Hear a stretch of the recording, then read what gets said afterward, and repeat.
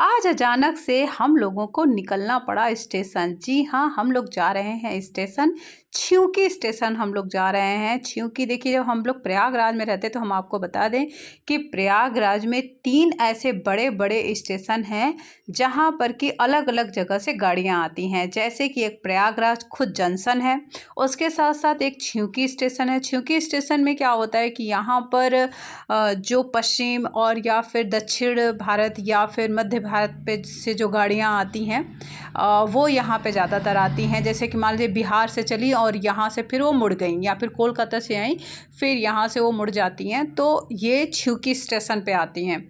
जैसे कि किसी को कोटा जाना है, राजस्थान जाना है, किसी गुजरात जाना है, किसी को मध्य प्रदेश जाना है, किसी को दक्षिण भारत जाना है, तो ज़्यादातर गाड़ियाँ यहीं पर आती हैं। तो ये छिंकी स्टेशन है, यहाँ पर हम लोग आए हुए हैं।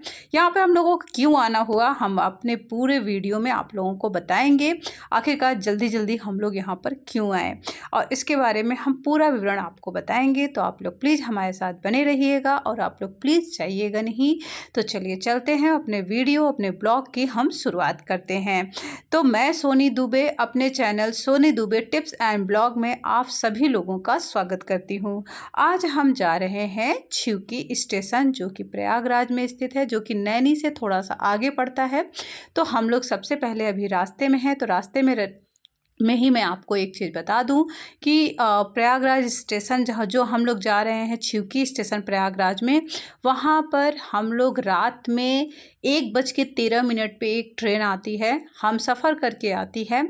उस ट्रेन से हम लोग मम्मी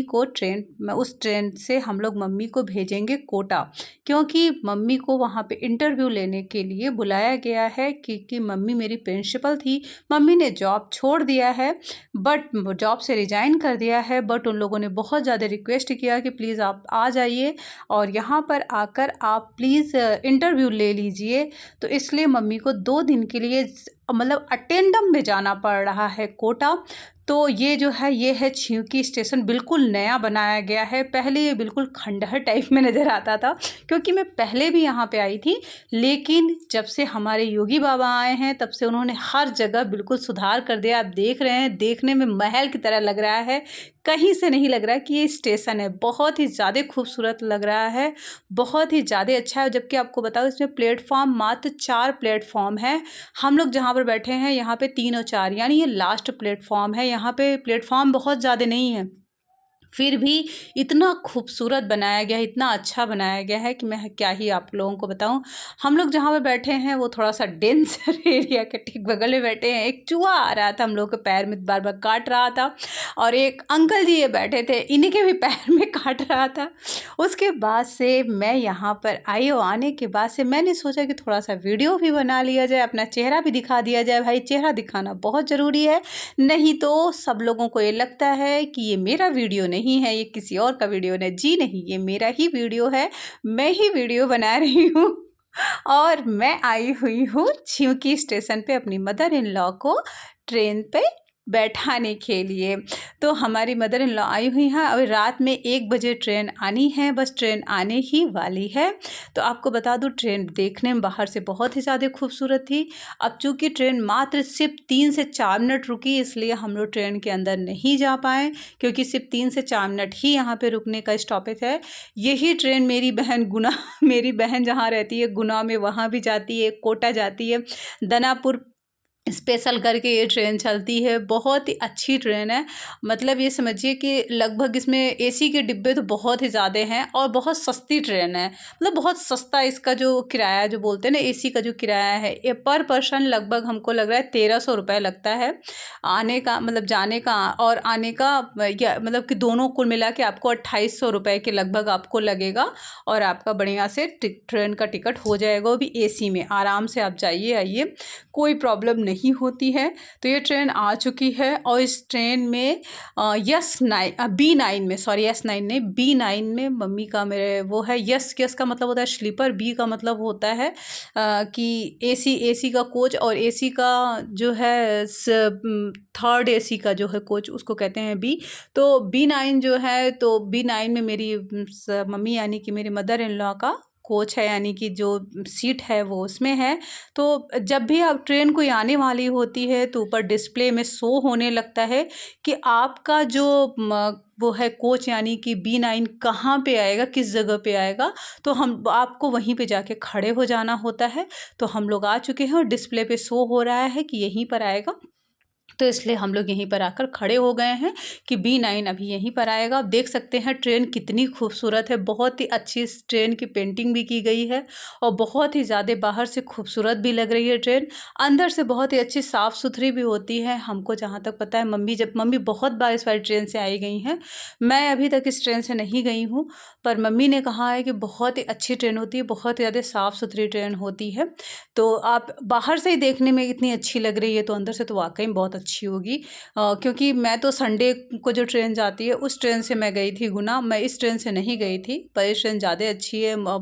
अगर मुझे अब आगे मुझे अपनी बहन के यहाँ जाना होगा तो मैं इसी ट्रेन से जाऊँगी। और देखिए कितनी अच्छी लग रही है, दो बहुत ही ज़्यादा साफ़ सुथरी ट्रेन है।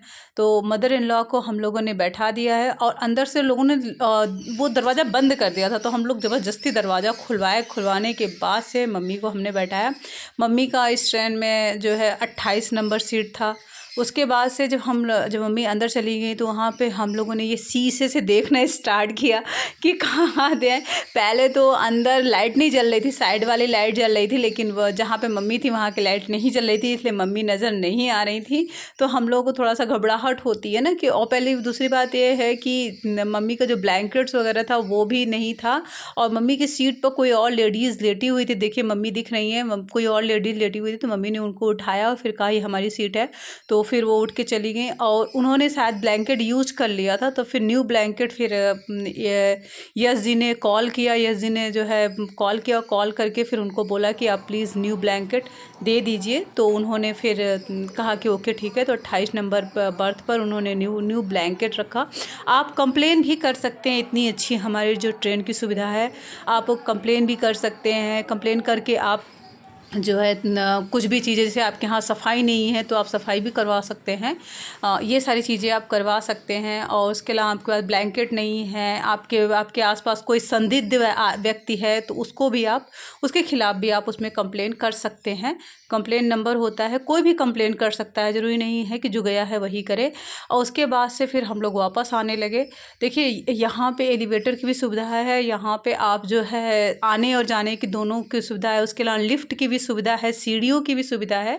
आप किसी से भी आ जा सकते हैं, कोई ये प्रॉब्लम नहीं है, आपकी मर्ज़ी है, आप किसी से भी आइए जाइए। बहुत ही अच्छी सुविधा यहाँ पे मौजूद है और बहुत ही अच्छा स्टेशन है, बहुत ही अच्छा, बहुत ही प्यारा स्टेशन है, बहुत एकदम साफ़ सुथरा स्टेशन रहता है, बहुत ही अच्छा है। यहाँ तक कि बहुत सारे लोग ज़मीन में, जिनकी ट्रेन लेट हो गई है तो लोग ज़मीन में बिछा के सो जाते हैं, इतना साफ़ सुथरा पूरा इस टाइम स्टेशन है।